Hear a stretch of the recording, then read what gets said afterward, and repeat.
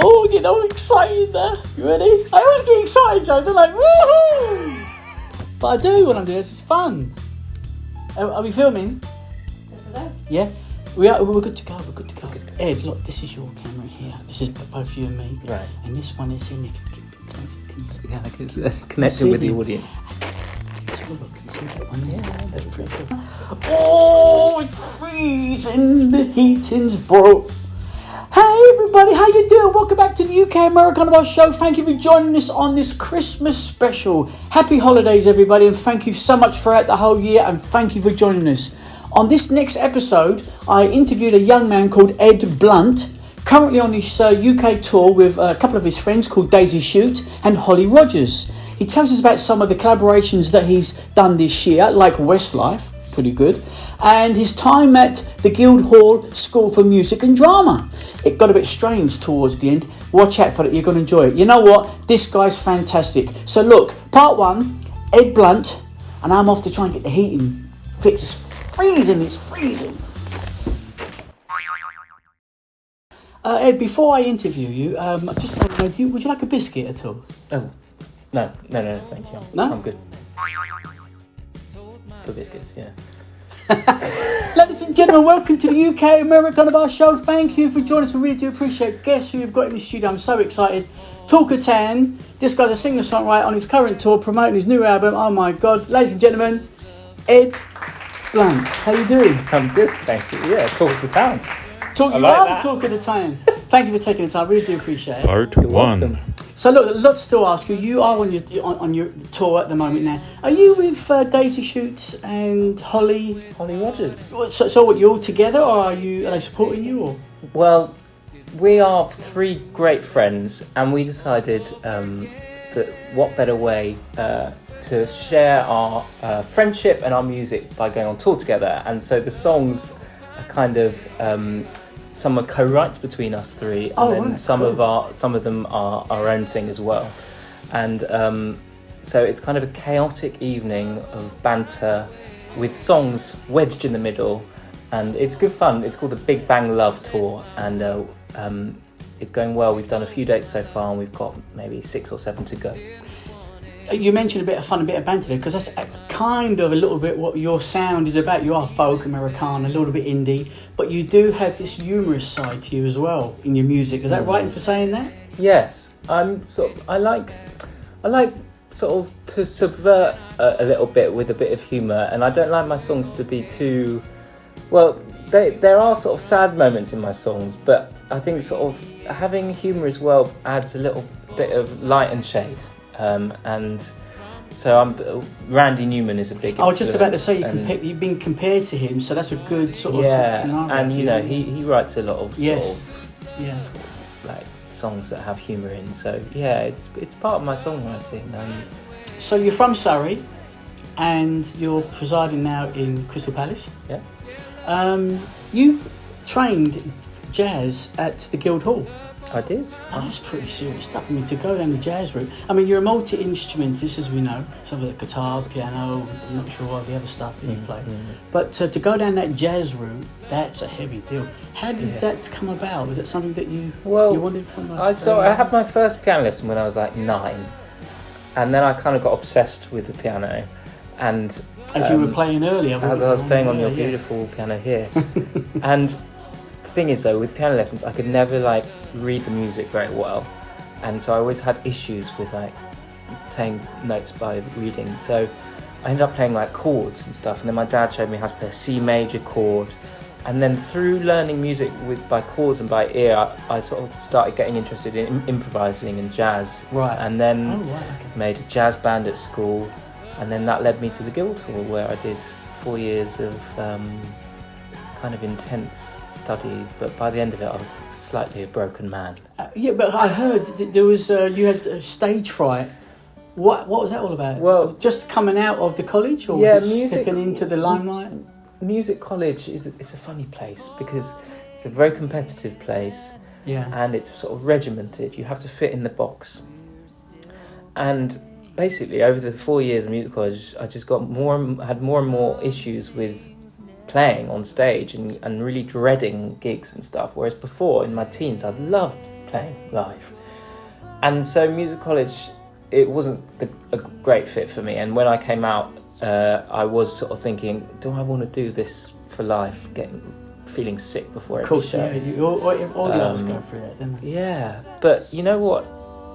A few years after that, when I found my songwriting, that completely switched how I approach music in my head. Yeah.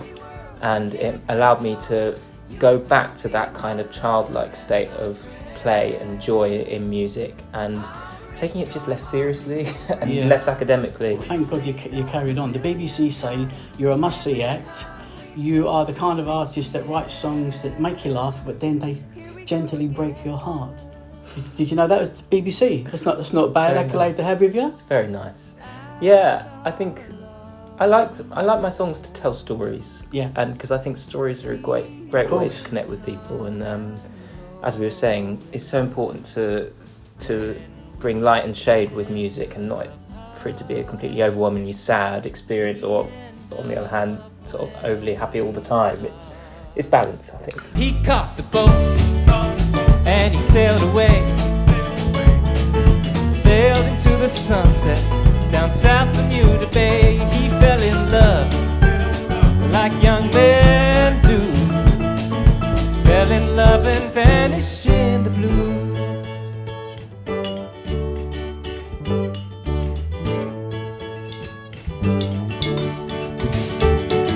I wonder if he's walking round with a mustache for disguise, with a long blonde wig and a pair of frayed pants to cover up his eyes. We was talking earlier, you've done a lot of collaborations with artists. Mm-hmm. We know Daisy Shoot was on the show a while back. Some of the other people that you worked with, did I read Westlife somewhere? Westlife, yeah. I did the string arrangements for Westlife. Wow. Like the orchestrations, and that was a funny gig. Wow, that's pretty cool. Yeah. And then there's people you might know, like Els Bailey. I've written songs with Kezzy Gill. Beth Nielsen Chapman, we've got a co-write on my new album. Wow. That was kind of incredible to write with Beth. Oh my God, yeah, cool.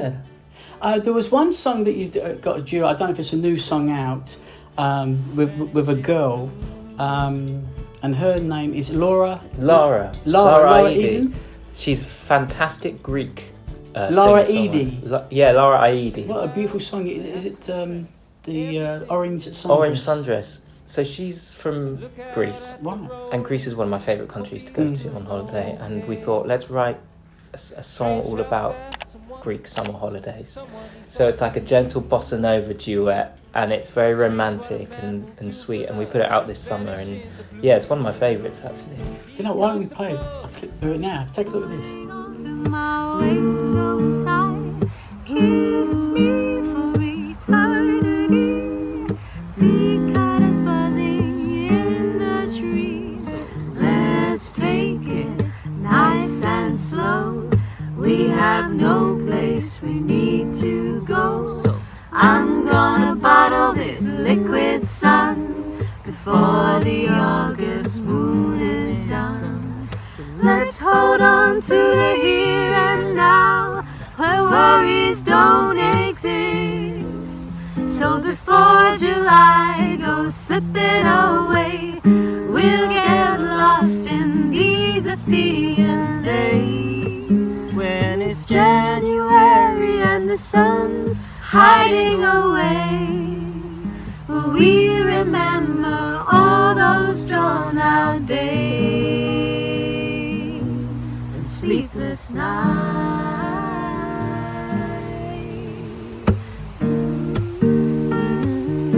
Let's talk about some of your influences. Paul Simon, James Taylor. You know James Taylor is in the country at the moment. Is it? Yes, and he's playing in Kent in about 3 weeks' time. Did you know about that? I did not know that. Yes, it was on the news actually, on the radio. Oh, there we go. So James Taylor, you got a friend.